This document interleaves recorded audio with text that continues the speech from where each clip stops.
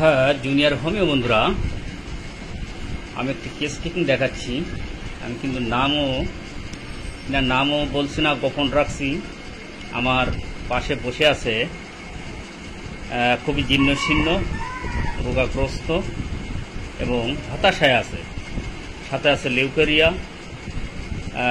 আরেকটা সমস্যা আছে, ইউটেরাস বিয়ারিং ডাউন, মানে হচ্ছে জরায়ু নিচের দিকে নেমে যাবে, এই ধরনের সমস্যা, তাই না? কতদিন ধরে ভোগছেন এটা? হ্যাঁ, 4-5 ধরে ভোগছেন। মেন সমস্যা আছে ফ্রাস্ট্রেশন, হতাশা, লিউকেরিয়া,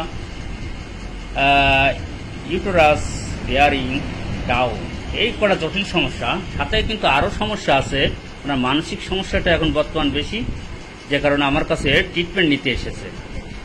সাথে ঘুম হয় না, খুবই কষ্টে আছে, দিন দিন শুকিয়ে যাচ্ছে, ওজন কমে যাচ্ছে, যে কারণে আমার কাছে আসা। যাই হোক, আমাদের মূল উদ্দেশ্য হচ্ছে treat the patient, not the disease.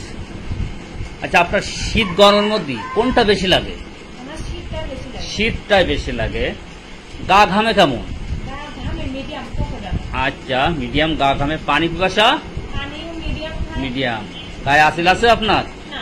ওই যে বলছেন পিটি না একটা দুটা আছে কোনে? আচ্ছা, ঠিক আছে, তাহলে উনার আসিল আছে। তারপর আপনি একটু মিষ্টি বেশি পছন্দ করেন? আচ্ছা, মাংস কেমন পছন্দ করেন? মোটামুটি। তাহলে আমি আর একটু দেখি।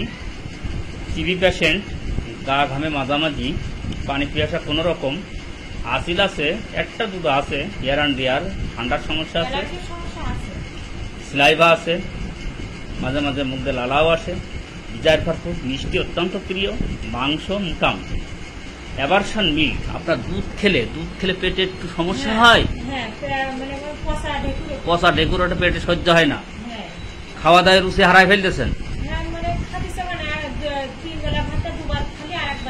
আচ্ছা, খাওয়া দাওয়ায় রুচি হারিয়ে গেছে, সবসময় টেনশন আসে, যে কারণে তার আর ভালো লাগে না খাতি। টয়লেট কঠিন? হ্যাঁ, কঠিন। স্কিন সাপ্রেশন, তাহলে ডিজায়ার ফর ফুড, মিষ্টি পছন্দ, খাওয়া দাওয়ায় রুচি নেই, অ্যাভারশন মিল্ক, স্টুল কনস্টিপেশন, মাঝে মাঝে ভালো হয় কিন্তু কনস্টিপেশন, কোষ্ঠকাঠিন্যতায় বেশি, স্কিন সাপ্রেশন ছিল। আপনার শরীর কি দুর্বল? বেশ দুর্বল লাগে, মনে হয় যে ঢুলে কি অবস্থা। উনি পড়ে যায় অ্যাট এ হোল উইকনেস, সাদা সিরাপ, খুবই সাদা সিরাপ টানে, তাই তো? সব সময় কাপড় ভিজে যায়, সাদা সিরাপে কাপড়। তাহলে stool constipation, at a whole weakness, তার দুর্বলতার কথা রোগীর মুখ থেকেই শোনালাম। লিউকেরিয়া সো প্রফিউজ, এটা এলো। আরেকটা জটিল সমস্যা, স্লিপলেস, ঘুম আসে না, mind so anger, weeping disposition, anxious, things about evils, আপনার অত্যন্ত রাগী, তাই তো? ছেলেমেয়ের উপর রাগ কেমন? ওদের পর খুব রাগ হয়, না এই যে ওদের মেয়েকে শুয়ে ফেলে দিয়ে একেবারে। তাহলে ওনার সন্তান সন্ততির উপরও বেশ রাগ, কাউকে আর ভালো লাগে না।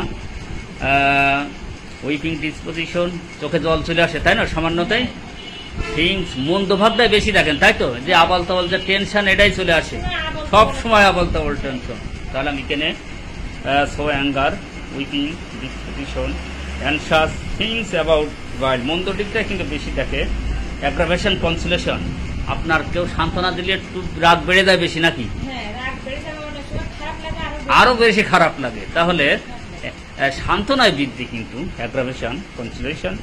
মেন্স ক্লিয়ার, পাস হিস্টোরিটি ওইসাই লিউকেরিয়া, ফ্যামিলি হিস্টোরিটি রিউমেটিক ওনার মায়ের।